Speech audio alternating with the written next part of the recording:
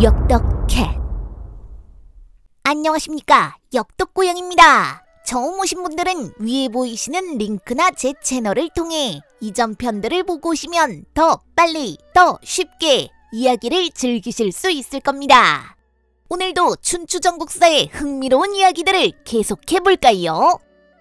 진나라를 합병하고 국내로 귀국한 조장왕은 모든 백성과 신하들의 축하를 받았습니다. 그때 제 나라의 사신으로 갔던 신숙씨라는 신하가 귀국하여 귀국 보고를 했습니다.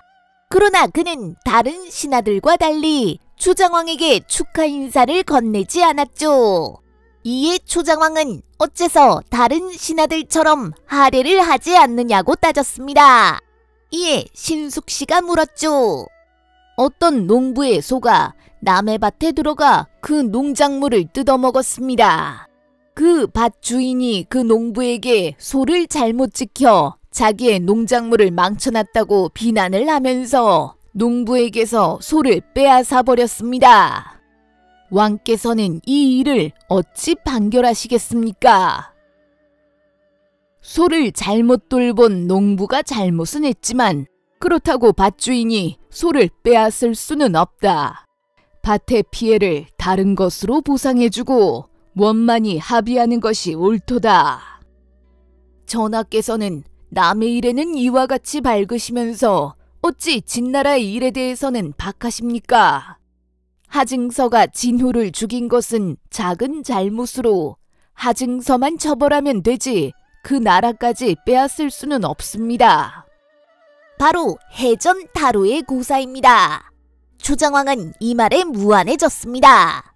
그래서 그는 원파 등 진나라의 구신들을 불러 진나라에 방문하고 있던 진성공을 다시금 모시고 나라를 재건하라고 지시했습니다. 그렇게 진성공은 우여곡절 끝에 간신히 제후의 자리에 오를 수 있었습니다. 진성공이 진후의 자리에 복귀하자 진공에 임명되었던 공자 영제가 귀국했습니다. 조장왕은 그가 진공의 자리에서 내려온 것에 서운해하는 것을 알고 그에게 북쪽 국경에 있는 신과 여지방을 맡기려고 했습니다. 그러나 굴무라고 하는 신하가 이를 반대했죠. 그래서 조장왕은 생각을 바꾸어 굴무를 신과 여지방의 장관으로 파견했습니다. 굴무와 공자 영제는 이전에도 한번 부딪힌 적이 있었습니다. 즉 진나라를 점령했을 때 공자 영제가 하의를 자신의 첩으로 삼게 해달라고 하자 굴무가 반대하여 그녀를 손에 넣지 못한 일이 있었죠. 그런데 사실 이것은 굴무 자신이 하의를 노렸기 때문이었습니다. 결국 두 사람의 감정의 골은 더더욱 깊어진 상태로 굴무는 새로운 임지로 떠나게 됩니다. 어쨌든 진나라가 완전히 초나라의 세력권에 편입되자 조장왕은 이제 정나라를 다시금 초나라의 세력권으로 확보하고 싶었습니다. 그래서 그는 대군을 일으켜 정나라를 침공했습니다. 기원전 597년의 일이었죠. 초나라의 선봉은 노장 양노가 맡았습니다. 그때 양노 밑에서 일하던 당교라는 군관이 자신에게 100명의 병력을 준다면 신정성까지 배치된 정나라 군대를 모두 무찌르겠다고 나섰습니다. 그 용기가 가상했던 양노는 당교에게 정나라 수비군을 쳐부수는 일을 맡겼습니다. 이로 인해 조장왕은 신정성까지 단 한 번의 저항도 없이 마치 유람하듯 도착할 수 있었습니다. 조장왕은 선봉의 일을 훌륭히 이루어낸 양노를 칭찬했습니다. 그러자 양노는 이번 승리는 모두 당교의 공이라고 추켜 세웠죠. 조장왕이 당교를 불러 그의 공훈을 칭찬하자 당교가 말했습니다. 전하, 지난날 촛불이 꺼진 틈에 누군가 허위의 허리를 껴안았던 일을 기억하십니까? 그것이 바로 소신입니다. 전하의 하해와도 같은 은혜를 입어 죽었어야 하는 몸이 살아났으니 이제야 그 은혜를 갚았습니다. 죄인인 저를 용서해 주십시오. 조정왕은 그 말에 더더욱 당교를 칭찬하고 그에게 큰 벼슬과 상을 내렸으나 당교는 다음날 호련히 떠났습니다. 왕에게 죄를 짓고 뻔뻔하게 상을 받을 수는 없다는 것이었죠. 조장왕은 재차 당교의 의로움을 찬탄했다고 합니다.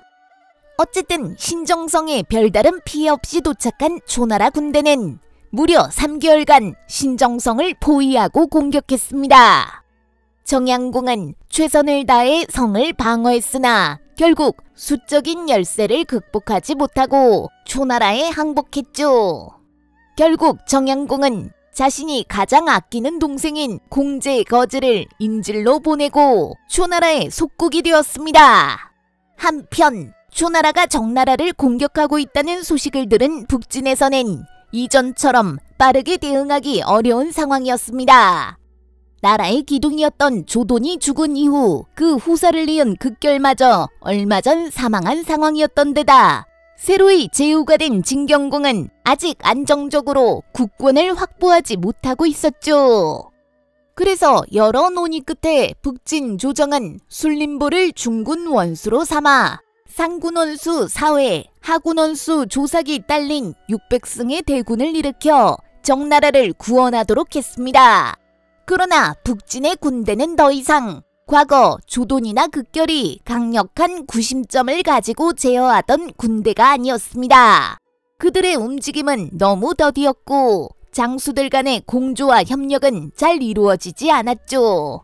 결국 3개월 만에 민기적거리며 정나라에 도착했으나 이미 정나라는 초나라에 항복한 상황이었습니다. 술림보는 이에 군대를 물리고자 했으나 선곡, 조동, 조갈 등 중군 내 일부 장수들이 멋대로 황하를 건너버리는 바람에 얼결에 황하를 건너 진군하게 되었습니다. 북진의 군대는 이미 일원화된 지휘계통과 군율이 작동하지 않는 군대였던 것이죠. 진나라 600승의 군대가 황하를 건너 신정성 근방에 진군해왔다는 소식을 들은 초장왕은 즉각 싸울지 말지를 놓고 신하들과 회의를 열었습니다. 노신 우구와 영윤 손수고는 장기간의 원정으로 군사들이 지쳐있으니 일단 후퇴할 것을 권했으나 오삼, 공자 영제, 공자 측, 약백, 반당, 양유기 등 주요 제장들은 싸울 것을 주장했습니다. 신중한 초장왕은 노신과 영윤의 의견을 존중하여 후퇴를 결정했습니다. 그러나 그날 밤 초장왕의 부중을 방문한 오삼은 북진의 군대가 조돈과 극결의 죽음 이후 심각하게 분열되어 있음을 지적하며 이 절호의 기회를 놓치면 다시는 정나라를 손에 넣을 수 없음을 주장했습니다. 이에 초장왕은 마음을 바꾸어 진나라 군대를 요격하기로 했습니다. 한편 정나라 조정은 초나라 편에 설지 진나라 편에 설지 몰라 망설이다 양측 모두의 사신을 보내어 싸움을 부추겼습니다. 어차피 이기는 편이 우리 편이라는 심정이었죠. 이에 진초 양군은 모두 정나라가 자신의 편이라고 믿고 전장에 나섰습니다. 양군이 넓은 지역을 두고 서로 진을 치고 보니 초장왕도 술림보도 막상 싸울 엄두가 나지 않았습니다. 그래서 초장왕은 먼저 채구라는 신하를 진나라 진영으로 보내 화친을 청했습니다. 술림보는 이에 응하고 싶었으나 주전파였던 선곡, 조전, 조동, 조갈, 위기 등의 장수들이 흉용하게 반대하는 차에 어쩔 수 없이 채구의 청을 거절하고 그를 돌려보냈습니다. 그러자 초장왕은 악백을 보내어 진나라 군중을 휩쓸고 오게 했습니다. 악백이 진나라 부중을 소수의 병력으로 휩쓸자 술림보의 진영에서는 조전과 위기가 분기탱천하여 자신들도 초나라 부중을 휩쓸게 해달라고 술림보에게 청했습니다. 술림보는 초나라 군대가 먼저 화평을 청한 후 공격해왔다는 점을 지적하며 조전과 위기 역시 먼저 화평을 청하고 그 요청이 받아들여지지 않을 때에만 공격한다는 조건으로 그들의 청을 허락했습니다. 한편 조전과 위기가 초나라 부중을 공격하러 떠났다는 소식을 들은 상군 원수 사회는 평소 조전과 위기 등이 집안의 힘만 믿고 까부는 것을 경계해 왔던 터라 그들을 말리러 중군부로 갔습니다. 그러나 이미 조전과 위기는 병력을 이끌고 떠난 뒤였죠. 이에 사회는 조전과 위기가 초나라를 도발하여 뜻하지 않게 초나라 본군이 진나라 중군으로 급습해 들어올 수 있다며 진나라 3군간 연계 방어 체제를 건의했습니다. 그러나 평소 사회를 좋아하지 않던 중군 부장 선곡의 반대로 사회의 의견은 받아들여지지 않았죠. 이에 사회는 진나라 군대의 붕괴를 예감하고 퇴로인 황하 인근에 여러 대의 배들을 미리 준비하여 퇴로를 확보했습니다. 한편 초나라 진영 앞에 거의 도달한 조전과 위기의 군대는 술림보에게 했던 약속과 다르게 즉각적으로 초나라 진영을 급습했습니다. 위기의 군대는 초나라 장수 반당의 부중을 약간 기습하고 저녁 무렵에는 무사히 진나라 진영으로 복귀했습니다. 그리고 나서 그는 술림보에게 초장왕이 자신의 화친 요청을 거부하여 부득이 초나라 부중을 습격하고 돌아왔다고 거짓말을 했죠. 한편 조전은 더 큰 공을 노리고 초나라 부중 깊숙이까지 들어가서 야습을 노리느라고 밤늦게까지 진영으로 복귀하지 않았습니다. 술림보는 조전이 위기에 빠졌다고 오판하여 20여 승의 별동대를 초군 진영에 보내 조전을 구해오도록 했죠. 한편 조전은 밤늦게 휘하의 병사들로 초나라 중군을 급습했다가 도리어 쫓기는 신세가 되어 자신의 전차마저 버리고 숲속을 헤맸습니다. 추정왕은 이 야습이 본격적인 진나라의 공격이라고 오판하고 친히 좌광, 우광의 군대를 이끌고 조전의 군대를 추적했습니다.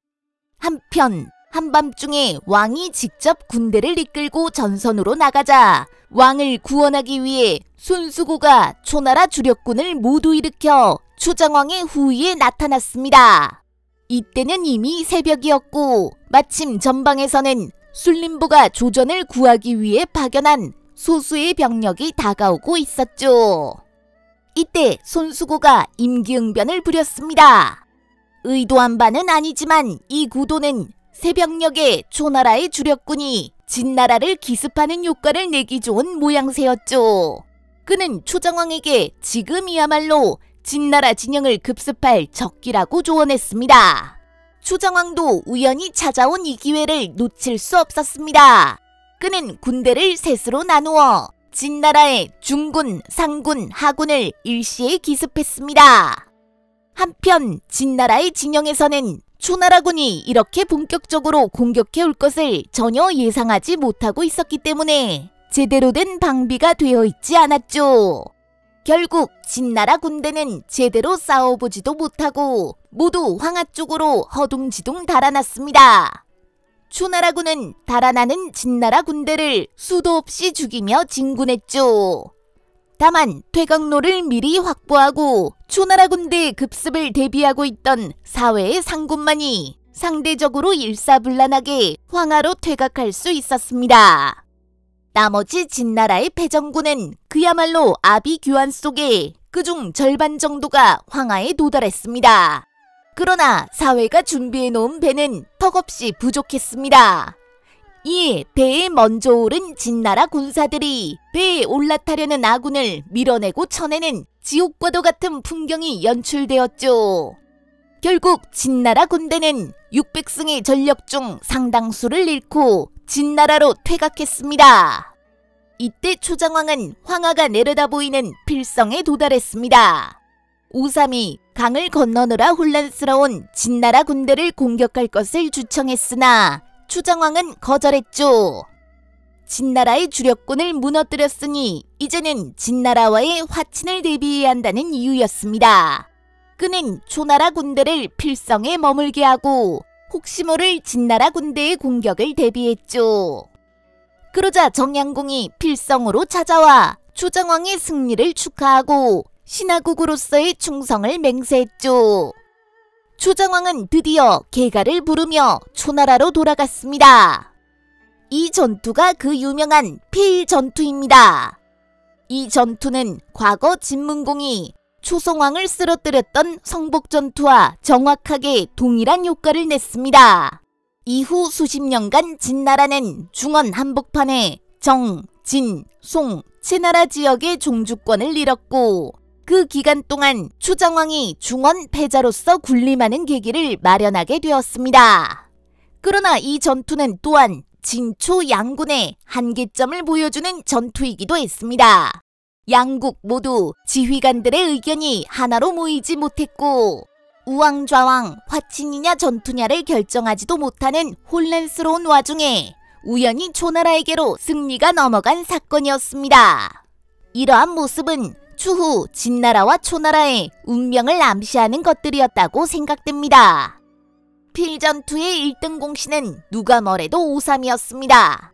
그래서 초정왕은 일개의 모사에 불과했던 오삼에게 대부벼슬을 주었습니다. 이에 오씨 일족은 일약 초나라의 주요 귀족 가문이 되었죠. 한편 손수고는 보잘것없는 오삼이 최고의 공적을 인정받자 우울증에 걸려 몸져 누웠다가 끝내 사망했다고 사기는 전합니다. 물론 이전과 이후 손수고의 행적과 인품을 보면 전혀 믿을 수 없는 이야기죠. 예를 들어 손수고는 벼슬에 오르기 전 밭일을 하다가 머리 둘 달린 뱀을 보았다고 합니다. 그 당시 초나라에 떠도는 이야기에 따르면 쌍두사를 보게 된 사람은 모두 목숨을 잃게 된다고 했습니다. 그래서 손수고는 쌍두사를 죽이고 다른 사람들이 보지 못하게 그것을 땅 깊숙이 묻었습니다.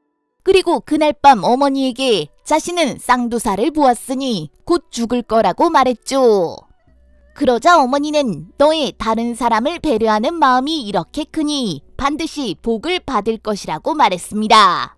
그 얼마 후 그는 초정왕에게 발탁되어 재상이 되었죠. 또한 손수고는 필전투 얼마 후 병사하게 되었는데 그때 초정왕에게 전쟁을 잠시 중단하고 백성들을 쉬게 하라고 권하는 유언을 남겼다고 합니다. 뿐만 아니라 자신의 아들에게 유언하길 왕이 땅을 하사하겠다고 하면 침구라는 당시 초나라에서 가장 척박한 땅을 달라 하라고 유언했죠. 이는 초나라의 다른 귀족들과 외부의 국가들이 모두 이 척박한 땅을 탐내지 않을 것이므로 자신의 가문은 대대로 안전할 것이라는 예상 때문이었습니다. 이렇듯 손수고는 다른 사람을 챙기고 작은 공과 재화를 탐내지 않는 사람이었습니다. 그런 그가 오삼을 질투하여 화병으로 죽었다는 말은 믿기 어려운 말이죠. 아마도 오랑캐 국가였던 초나라를 폄훼하기 위해 누군가 지어낸 악담이었을 것이라고 저 역덕캣은 생각합니다. 한편 진나라에서는 패장 순림보에 대한 처분을 두고 갑론을박이 이어졌습니다. 진경공은 처음에 패장 순림보를 처형하려고 했으나 모든 신하들이 지난날 초나라가 성득신을 죽여 후회했던 고사를 들며 순림보를 구명했습니다. 대신에 그들은 이번 패배의 책임이 순림보의 명을 따르지 않고 방비를 철저히 하지 않은 중군부장 선곡에게 있다고 주장했습니다. 이에 진경공은 선곡과 그 일족을 모두 사형에 처하고 순림보는 사면했습니다. 그리고 진경공은 필전투의 복수를 다짐했죠. 그런데 이때 마침 손수고가 병사했다는 소식이 들려왔습니다. 순림보는 초나라의 주석지신인 손수고의 죽음으로 당분간 초나라가 군대를 출동시키기 어려울 것이라고 예측했습니다. 그래서 그는 진경공에게 청하여 정나라를 침공할 것을 건의했죠. 진경공이 이를 허락하자 순림보는 즉각 군대를 이끌고 정나라 외곽지대를 약탈하며 정나라에 시비를 걸었습니다. 그러자 정량공은 자신의 아우 중 하나인 공자장을 초나라로 보내어 인질로 가있던 공자거지를 돌려보내주고 대신 자신이 인질로 남겠다고 제안했습니다. 공자거질은 정나라에서 가장 뛰어난 군략가였기 때문이죠. 초정왕은 신의의 표시로 굳이 인질을 교체하지 않고 선선히 공자거질을 정나라로 돌려보내주었습니다. 그러는 한편 정나라를 구원할 계책을 신하들과 상의했죠. 과연 초나라는 정나라를 구원할 수 있을까요? 다음 편에서 계속하겠습니다.